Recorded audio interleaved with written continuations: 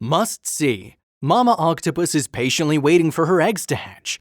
The whole process takes 2 minutes. Human mothers spend 9 long months watching what they eat and lugging around a growing belly as they wait for babies to be born, but that's nothing compared to what a mother deep-sea octopus endures. At 4.5 years, an octopus has claimed the record for the longest known egg-brooding period or pregnancy in the animal kingdom. A deep-sea octopus observed by researchers from the Monterey Bay Aquarium Research Institute in California sat with her arms wrapped around her eggs for 53 months, apparently without eating the entire time. It's particularly amazing because most octopuses rarely live more than about 2 years. For an octopus mom, the miracle of life is bittersweet. After wandering the seas alone, she meets up with a mate, collects his sperm, and then goes on to deprive herself of any food while caring for her now fertilized eggs. When it nears time for the little 8-armed bundles to hatch, the mom wastes away, entering an aquatic death spiral. She never even gets to see the fruits of her labor, having perished by the time her young emerge from their eggs. Now, researchers have found that the octopus mom does not go quietly into that night. Rather, the same optic gland that directs a female octopus to mate and brood her eggs also guides her on a suicide mission of sorts, directing the nurturing cephalopod to make haste with dying. For their study, neurobiologists Ziyan Wang and Clifton Ragsdale of the University of Chicago were interested in figuring out how the optic gland works. Specifically, they wanted to know which molecules are responsible for the gland's function in maternal behaviors. Like the pituitary gland in humans, the optic gland is located between the eyes. To do that, the researchers monitored wild-caught female California two-spot octopuses, Octopus bimaculoides, in their lab. The experiment included mated and non-mated individuals, allowing the duo to look at tissues and genetics as well as behaviors of both group of octopuses.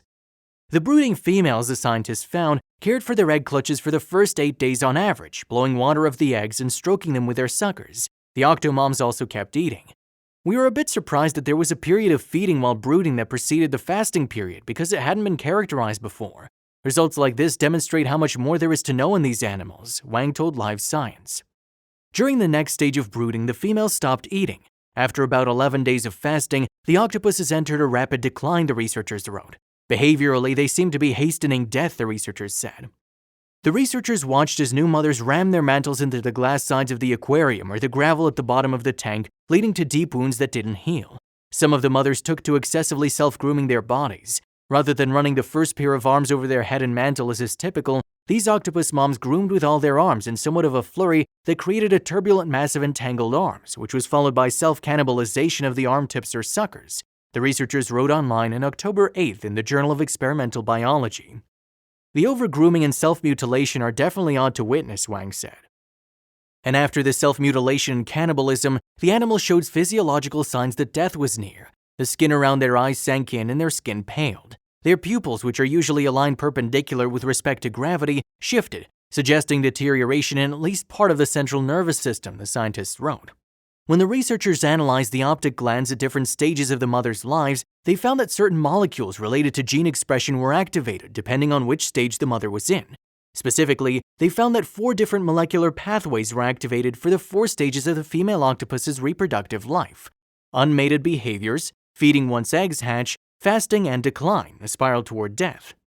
These behaviors, along with our transcriptomic evidence or genetic evidence, strongly imply that post-reproductive death is an active process, the researchers said. As for why the new mothers go to so much trouble to end their lives, the researchers said they ruled out the idea that the octopuses just didn't have the energy to reproduce again, and so what's the point of living? Apparently, the only thing stopping them from reproducing again is the optic gland, according to the researchers, who suspect the hasty dying may be related to the animal's cannibalistic nature. The mother's death ensures she will not consume her young, the researchers said. Next, the researchers hope to learn more about how the molecular pathways in the optic gland work, particularly those triggered by steroids and peptides, Wang said. Follow-up studies such as these will reveal how similar or completely different this process may be to other known biological processes. So where's Octodad? If you're thinking octopus dads fare any better, they don't. After mating, if a male octopus isn't quick enough, they're eaten by their mate. Once the female has what she needs, the male just becomes a big juicy steak in her eyes.